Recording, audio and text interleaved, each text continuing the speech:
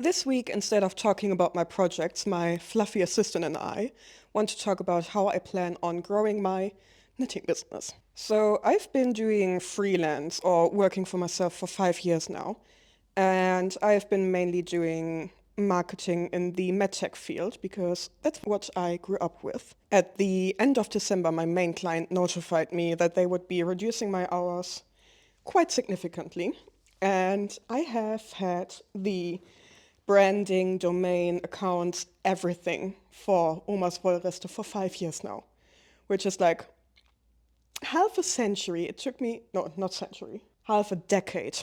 Thank you, brain. It took me half a decade to finally get this started, and putting it like that makes it feel a little ridiculous that it took me so long. But in all honesty, had I started my business 5 years ago, the patterns I wanted to release would have been horrible. Like, not to shit on myself, but they just wouldn't have been good. And now I'm at a much better place with how I'm writing and in general knitting myself. I took the December bit as a kick in the butt, got started immediately, and reached out to one of my old local clients who have been hosting my knit club for 3.5 years now, and asked if I could do knitting classes at her restaurant. It's basically a restaurant cafe. If you've ever been to Germany, it's a bit like a beer garden outside. She said yes.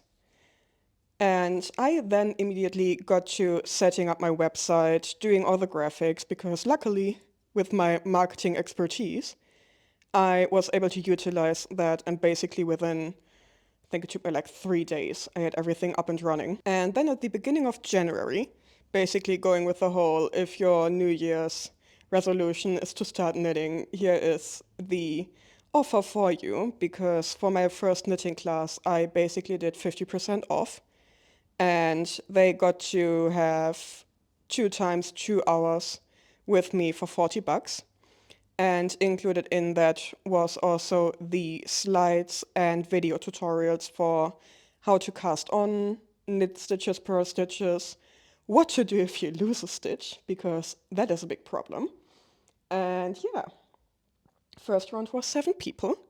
I initially wanted to do 6, but when there was one slot left, 2 people reached out if they could do it together as friends, and can't decline that. So yeah, first class was 7 people. February, I tried out if people would like to have 3 knitting appointments, let's just call it that.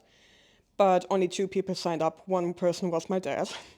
Because at the beginning of this, he said, if you ever have 2 little people in the knitting class, let me know and I'll come.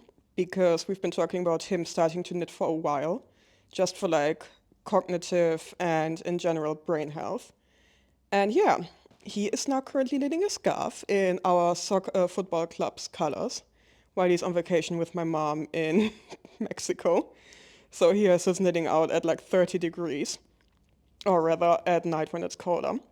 But yeah, for March, 3 people signed up, or originally 4, and one of them then decided to rather do my sock knitting class that I'm hosting at the end of this month. Talking about this month, or rather this quarter, I am scaling up the amount of classes I'm teaching, and I'm reducing the beginners classes and offering more project-focused classes. One of them is a sock knitting course, and the other one is a knitted t-shirt class. And they are both at a higher price point, and I'm still thinking about reducing it, just because it is less hands-on work for me. Like for the beginner classes, obviously I'm running around like a headless chicken trying to get everybody to knit and purl correctly. But for those classes, it's more like a chilled Sunday afternoon vibe where people are just starting a new kind of project with guided help if needed. And I'm going to be honest, they haven't been selling. And I will be shooting some promotional content after this for it. But yeah, that is not the only source of income I'm planning to extend this quarter. The place where I'm teaching my classes also has a little shop for like some Scandinavian clothing, some Northern German clothing, and also a couple like nice gifting bits. And the owner offered me to basically get one of the shelves to sell my secondhand knitting needles, yarn, and the bundles I'm currently working on. The bundles will be including, for the sock bundle, it will be a sock yarn, sock needles, probably DPNs, because most beginners aren't that comfortable with Magic Loop. And then also my tried and tested basic sock pattern that I always use when somebody asks me for socks. And yeah, it will be around 20 bucks. So it's with yarn, needles, and a written pattern. And the other bundle I will be offering is a little beginner bundle. The assistant has left me. The beginner bundle will be including a little project bag that will be sewn by either me or one of the grandmas who has offered help. And in the project bag, you will have the beginner class in printed form and also with QR codes to the videos, plus a little like note-taking section at the end in case they want to start a first project where they have to count rounds, because most of the people taking the beginner course were pretty set on doing the Sophie scarf by Petite Knit. And the other things included will be a little tape measure with my logo on there and a little pouch with a, god damn it, what's it called? Zipper. If you ever wanted to know what zipper means in German, it's Reißverschluss. Uh, it will be a little pouch with a zipper, also with my logo on there. And the tape measure will be in the pouch together with like probably 10 stitch markers, 9 basic and one with like a little enamel object dangling from there. I still have some flowers and cats left. And that will all be in the beginner bundle. That will also be priced at 20 bucks because I have sourcing costs of around 5. And then because obviously they get the whole class for free, but it will be self-taught. And all that material in there and all the knickknacks. I think 20 bucks is a fair price. And for the people booking the beginners class, they will be getting it for free. Because as I said, I have buying costs of 5 bucks and I'm charging 80 for the beginner class and I don't really have any cost. Besides like petrol to get to the location, I'm literally not paying for anything because luckily, I do have a really great relationship with that old client of mine. And I do still help them out for free when they need me. So it's basically giving and taking. And I am so grateful for that. Eventually, I do want to offer a selection of yarn. I did get some connections at the H&H in Cologne 2 weeks ago.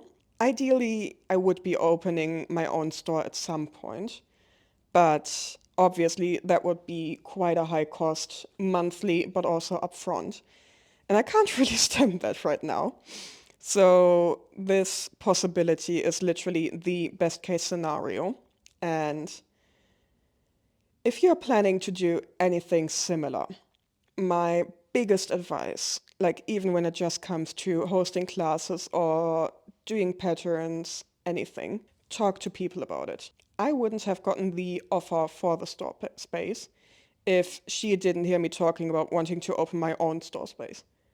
And she was like, hey, sounds like a good idea. Don't want to rain on your parade, but in the beginning, how about you just sell some stuff here? So yeah, I've been trying to get everything sorted, stuff ordered. I did all of the packaging for the needles yesterday. I need to do inventory. And I also need to talk to my accountant because all of this was technically planned for Q3. And I did want to do it after tax season. So like talking to him about it and what I need to do to be prepared for everything. And now I need to accelerate that all a little bit.